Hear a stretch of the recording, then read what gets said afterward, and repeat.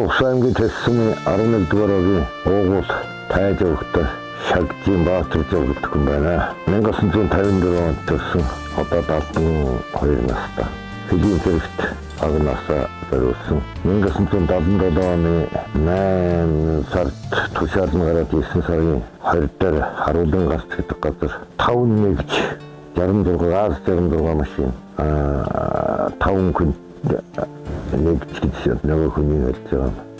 АЗ-66 машин Л-129 гэдэг радиостанцтай 4 гэртэйгээр ингэж анх төсөө пост нэвтрээр байгуулагдсан. Постын дарга нь 40 цагийн мэдмар зөвгөж Сэлэнгэ аймгийн харьяат бүрээдхэн байсан. Жолооч нь Мөнхийн зөвгөж байсан. Би холбооч нь Көлсгөл аймгийн харьяат Тогоо хөвгөж ахлагч. Завхан аймгийн харьяат Сурмаа зөвгөж ахлагч. Усаймгийн төсмийн харьяат Буян зөвгөн Нэмцоо гэж ахлагч. Хилхамгаалт хэлцээ ахлагч гуравтай. Жолооч нэг радиоч нэгтэй.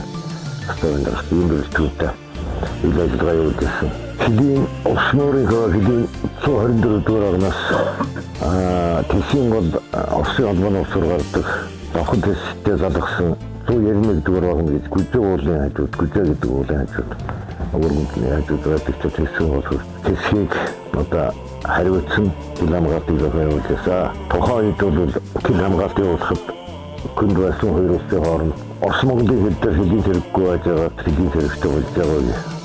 Нэгсүрт хугацаанд уртны бол хэдийн хэрэг байгуулагддаг байх нийгмийн аюулгүй хамгаалах яамны хариуцдаг байсан Монгол Улсын хилийг. Тэгээд одоо хил хамгаалтыг зохиолуулахад хүндрэлтэй талууд их байсан. Одоо хоёр орны найрамдлын хэлгээд ирсэн. Монголын талаас мал бэлчээр хөрвүүлний нөхцөлд бэлчээрээр мал гарах. Тэгээд тухайн Монголын иргэд бол хоорондоо ахдаг болсон, амраг садан болсон, суусан, тэрвэл болсон. Тэгээд жижиг хэмжээний ойролцоогоор хэрэгцээний юм авах, мах шөлөг авах. Гүрээсэд байнгын хэлийг өрчлөлийн асуудал бол юудэшэн өгдөрөөгүй байсан. Энийг тасан зогсоож бууруулахын тулд хэлцээ цөөхөн хүний өрсөлдөхөнтэй их ачааллын дор амьддаг байсан. Тэгээд завхан тест тэр 91 дугаар багны тэнд нийгэмдээс зүгнэ гэж тухайн аймгийн тэсний арга хүн байлаа. Бүгд нарамдах зүгнэ гэдэг байлаа тэр хүний нийгэмд ороогүй. Бид нар тэрүүгээр ч нөгөө янз бүрийн 8 худалдаа хийдэг ярихаа гадаа одоо мотор авчираад асаач нэлээд биелэж явах тийм одоогоор бол одоо нэгдлийн дөрөвд баян хүн байсан юм аа. Тэгэл тэдний зөрчил тэмдгэр гарна энэ дөр гарна гэдэг бид нэр тэсээс гараад морьтой өгөхөд 25 хоног яваад 91 дугаар багны хүрээд 25 хоногийн дараа бодож бастаа постн дээр ирдэг юм байсан. Тэгээд зөрчил их байсан. Тэгээд тэр тасан зогсоохын тулд өдөршөн нойр хоолой хасч амурт ажиллаж байсан. Манай мундаг сайхан гэлчид тэрийн хэлцээр одоо би бас бахархаж ярьж явахдагтай юм байна. Манай тэр хамтууд бол мундаг хамтууд байсан. Тэгээд би 1977 оноос 1980 7 он хүртэл 10 жил тэсгийн постнд ажиллаад тэрүүгээр цагийн постнд ажиллахад цагийн заставын дарга нь Баатарын цаан гэж байсан. Жолооч нь Оросын даваад орж би холбооч байсан. Бэлчээ ахлагч Батцуур, Эренчгийн Батцуур Сэлэ нэгмэрд орж ирсэн юм Баатар сан гэсэн юм бүрэлдэхүүнтэй ийм постнд ажиллажсэн тэр пост маань одоо өөрийн бастаа бүхний пост стилэд цагаан голоос наашаа хариуцаад ийм хамгаалт стилэд өргөжтдөг байсан. Тэгээд тэр хамтлагтай бас сайхан ажиллаа. Өдөршөн өглөөрөө уул хангаагаар явж ингэж хамгаалтыг явуулсан юм. Ер нь бол манай 45 дугаар ангийн 1900 анги бол 1976 огшоо гэдэг дарагтай жолооч нь төмөр хүй гэдэг утнаснаа төмөр хүй гэдэг жолоочтой хэлж огшоо дараг байгаад нэгмээд хамгаалах яамны тэр юуцын эцэнд юунд байсан. цагтаадар нэг өрөөнд одоо ингээд байлжсэн алтнэгч синотор нарийн бичсэн юм уу нэг тийм хатэлээ. Огшоо дарах тэр утнаас гэдэг тэгээд нэг жил болов хоёр жил болов тэгээд баатар жолооч ирсэн. Ингээд юус очроод би төд дарах жолооч юу климбэрх төлөөлөгч жолооч тэгээд нарийн бичсэн яасан бахаа тэгээд бидний анх цалин бэмжлэг бол цалин Монгол банкар гоёд тэсмийн банкнд ирдэг байлаа. Жил сарынхаа мэдээ тайлангийг сумын холбоогоор шууд ингээ хайрцгийн тамга дараад бүрэлдэхүүн тамга дараад тэлийн зэрэгт явуулдаг байлаа. Манай очин асхтын даваанаас нэгдүгээр багнаас эхлээд Монгол сарын даваа хүртэл 1305 билүү хэдүүлээ тэгжээ гэсэн шиг л 1305 км газрыг манай 45 дугаар анги хариуцж тэл хамгаалтыг зохиолуулсан. Одоо манай энэ Ахмадын бүгд мэднэ. Эрдэнэт Лэмбийн пост тэгээд хамгийн цаатлын пост 77 онд Көвслийн Эрдэнэт Көвслийн Тэтгэлийн пост гэж хоёр пост юуны Сэлэнгийн нааша тасарч участкаар нааша тасарч 45 дугаар ангид орж ирсэн. Давхан аймгийн хэсгийг хариуцж Ацгийн пост 1977 онд 76 онд байгуулагдсан байхаа. Бүрэн цагаан гэж дарахтаа Баатар гэдэг бачтай самплын дүгнэлт үүсэн чинь хэдэн хүмүүс 76 онд байгуулагдсан байна.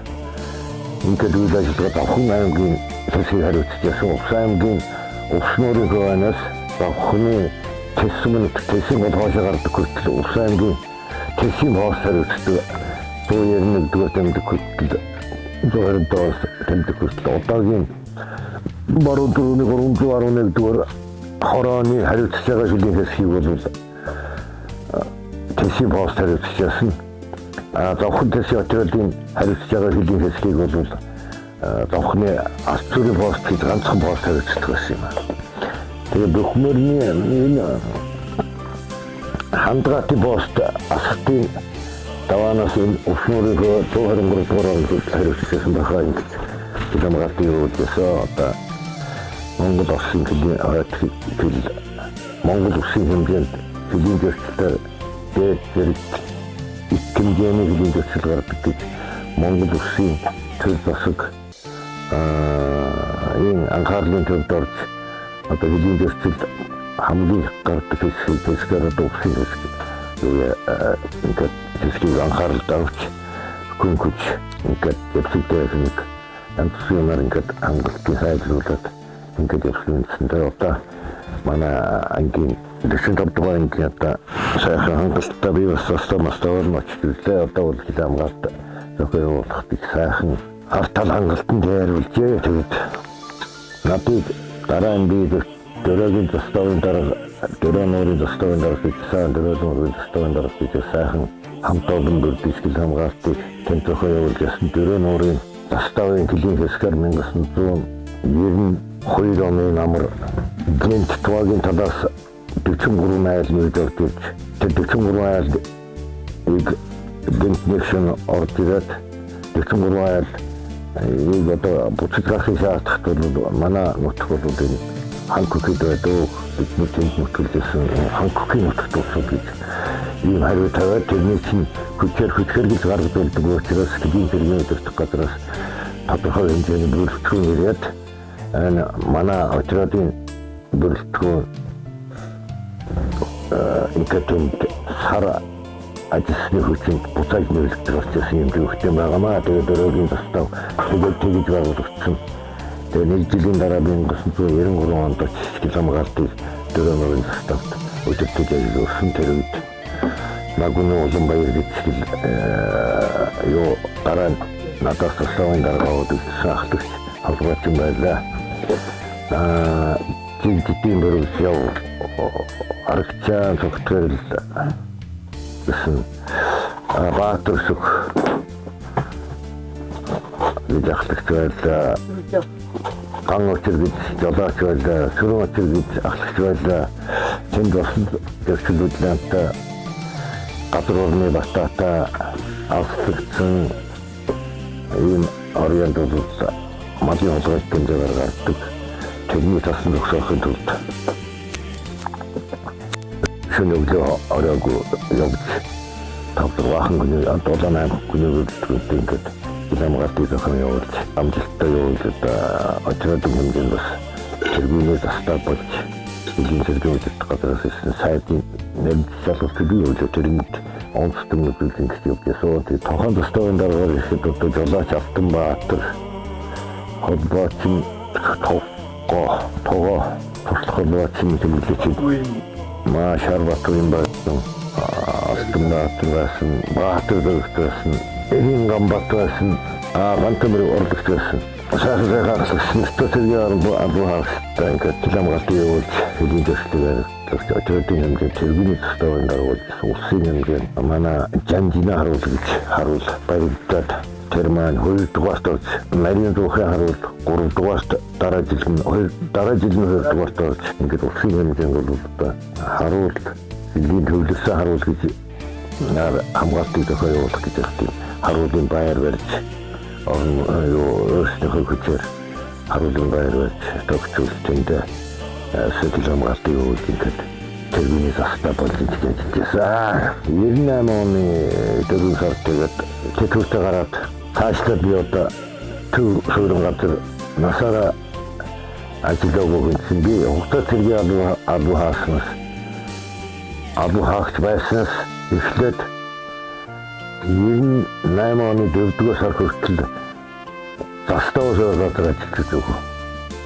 Нэг удаа хаалган дарын аймгийн төвд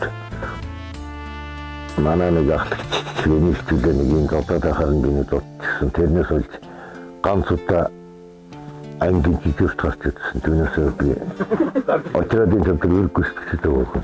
Дүргийн хилийн заставт өргөж гүйцэтгэсэн. Ийм төвхтэй үндэ тэгээд тэтгэвртэй гараад малай жоох хэрэглээд Монгол Улсын авраг малчин гэдэг цолыг хөдөлмөрлж аймгийн авраг малчин, сумын авраг малчин гэсэн цолуудыг аваад Монгол Улсын авраг малчин цолыг 2016 онд Аранга аймгийн Үлдээ сумын нутагт овтроо авч яваад авсан Монгол Улсын авраг малчин цолд төрсөн юм байна. Аймгийн аврагт үеийг 1999 онд аймгийн аврагт үеийг цолд Эгэсэн автоонор таньшиг баруун бүсийн таньшиг наадмаас ховтой ангас хоёр төрөний амгуудтай багаараа ийм амжилт гаргасан. Тэгээд аймгийн аврагт үеийг цолоод улмаар би улсын баяр наадам гихт 5 удаа уралдсан, их урд 3 уралдсан. Баяр наадам журамаараа төлөвлөж байсан. Ахтан сайхан амжилт гаргаж явлаа.